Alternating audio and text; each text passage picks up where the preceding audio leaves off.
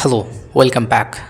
In this video, we are diving into the world of purchase order in Microsoft Dynamics 365 supply chain management.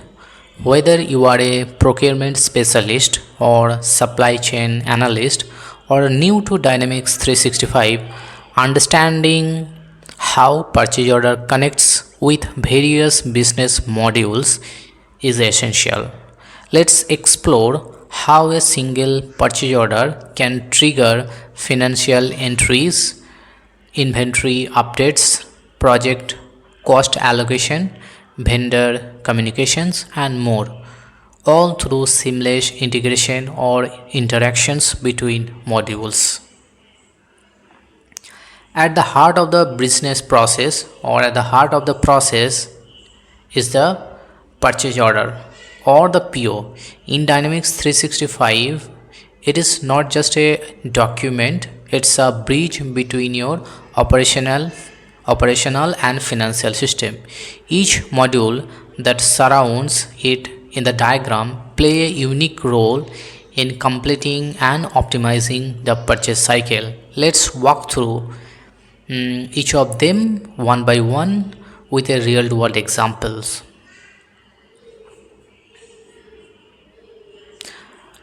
As you can see that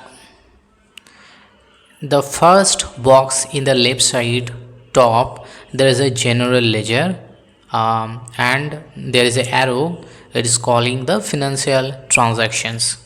So when a purchase order is processed, it creates the financial transaction. Financial transaction is nothing but a record of money spent or committed. These entries goes into the general ledger, which is the master book for all transactional activities. It helps track expenses, liabilities, and ensure the accurate financial reporting.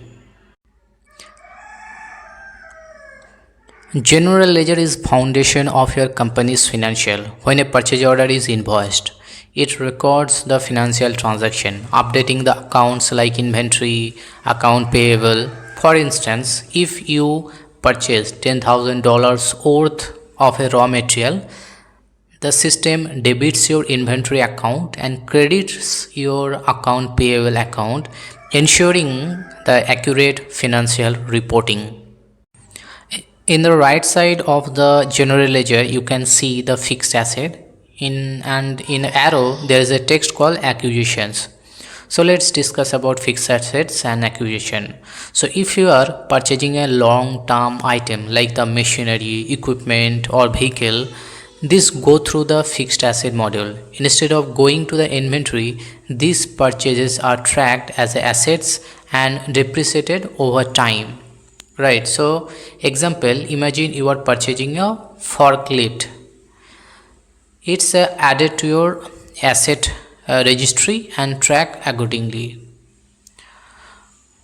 So buying machinery, equipment, or property, these are acquisitions, long-term investment recorded as the fixed asset. The purchase order documents these transactions, ensuring assets are properly tracked and depreciated over time.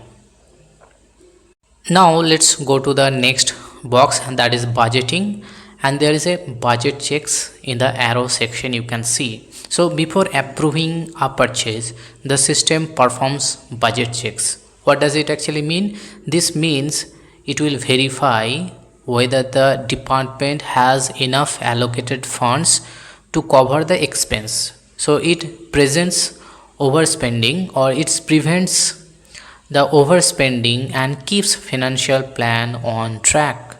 So that is why we can say that before a PO is approved, the system performs the budget check. This ensures department don't spend beyond what they are allocated. If a department has a 20,000 dollar budgets and tries to create a PO which is more than $25,000, the system can raise a warning or a block of the purchase.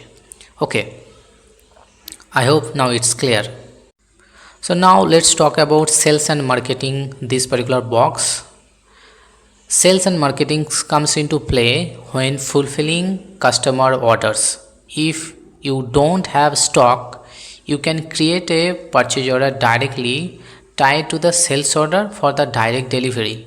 For example, a customer orders 100 units of a product. The system creates a purchase order that goes straight to your supplier, who then ships directly to the customer. Right, so this is nothing but a direct delivery. Sometimes a customer order requires a product to be shipped directly from the vendor. In such cases, sales and marketing initiates a direct delivery and creates a purchase order to fulfill it. So streamlining the process. Okay. So this is nothing but the sales order, direct delivery and pre-creation.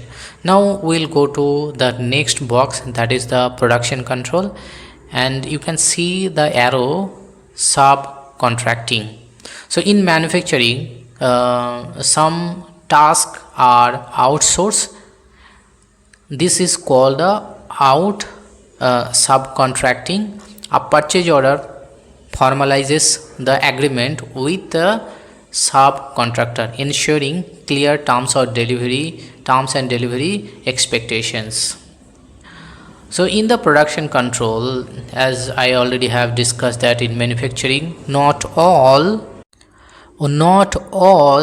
work is done in-house. Sometimes you will subcontract operations like painting, welding and sometimes assembly. These services are ordered using the purchase order through the production control. Well, let me give one example.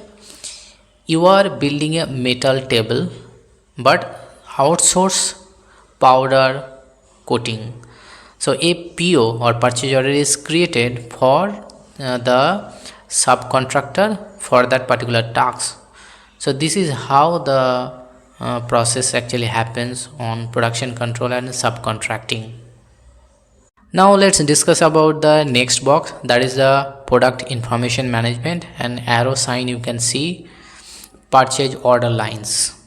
This particular module, product information management, this module manages all your product master data, item codes, specifications and the configuration. When creating a PO, the product details pulled into the form comes from here. That means in the product information management module. For example, if you order office chair of the model X, the system uses the product info like the dimensions, colors and vendor SKUs from this particular module. Each item in purchase order is a line item linked to product data like SKU, description and pricing. This ensures consistency and accuracy in product management and inventory system.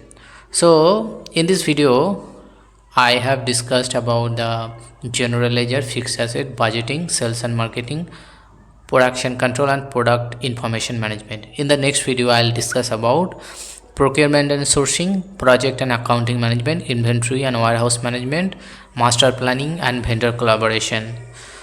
Okay, so if you have any question regarding the module that I have discussed here, you can write it in the comment section. In the next video we'll cover rest of the part. So thank you for watching this video. See you in the next one. Till then, take care. Bye bye.